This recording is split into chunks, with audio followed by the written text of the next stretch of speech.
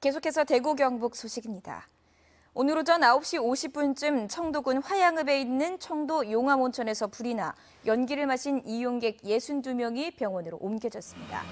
온천 이용객 수십 명이 긴급 대피한 가운데 미처 빠져나오지 못한 16명은 소방당국에 구조됐고 일부는 스스로 탈출했습니다.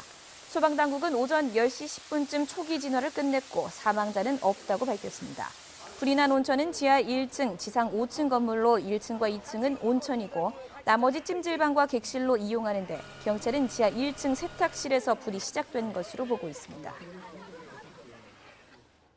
한국수력 원자력이 조기 폐쇄를 결정한 월성 1호기에서 발전용 원자로의 연료를 빼내기 시작하면서 폐쇄 수순에 들어갔습니다. 인근 주민들은 주민 의견 수렴이 없는 일방적인 조기 폐쇄를 수용할 수 없다며 반발하고 있습니다. 보도에 김철승 기자입니다. 한수원은 지난 3일부터 월성 1호기의 연료를 인출하기 시작했습니다. 원자로 안에 있는 핵연료를 내년 1월까지 빼내게 됩니다. 한수원 이사회가 지난 6월 15일 조기 폐쇄를 결정하자 사실상 폐쇄 수순에 들어간 것으로 보입니다. 한수원은 연료 인출은 안전을 위한 것이라고 설명했습니다. 연료를 인출해서는 사용후 연료 저장소에 보관하면 저장소 냉각 설비를 집중 관리함으로써 안정성 확보가 용이합니다. 한수원은 연구 정지를 위한 운영 변경 허가를 내년 6월에 원안위에 신청하고 승인을 받으면 본격적인 해체에 들어갈 계획입니다. 원전 해체까지는 10년 정도가 걸릴 것으로 보입니다.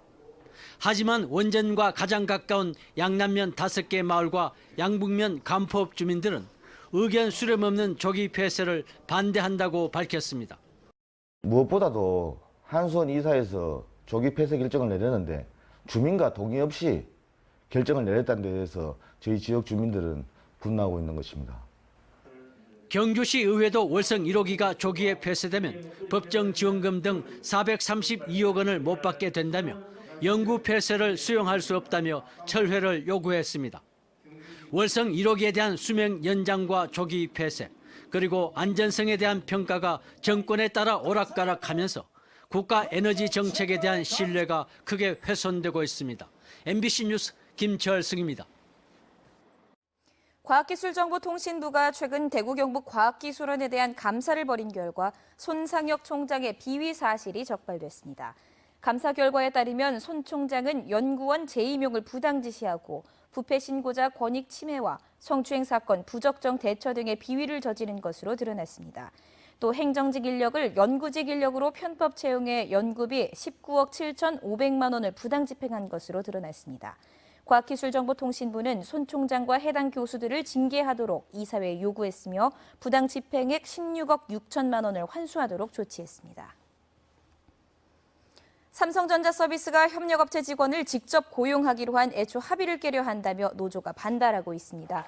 금속노조 산하 삼성전자 서비스 대구 콜센터 분회는 삼성전자 서비스가 협력업체 콜센터 직원 1,000명을 직접 고용이 아닌 자회사 고용으로 추진하려 한다고 주장하고 있습니다. 삼성전자 서비스는 콜센터 직원과 서비스 기사 등 협력업체 직원 8,000명을 직접 고용하겠다고 지난 4월 합의하고 노조와 세부 내용을 협의 중입니다.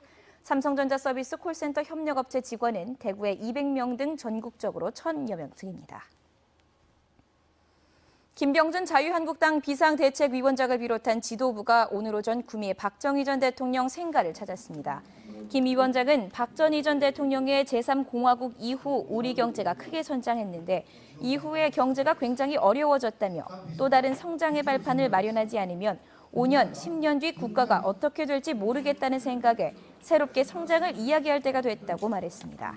한국당 지도부는 구미국가 산업단지를 방문해 현황 보고를 받고 입주 기업체와 간담회를 한 뒤 오후에는 대구 서문시장에서 상인 간담회를 열었습니다. MBC 5시 뉴스를 마칩니다. 고맙습니다.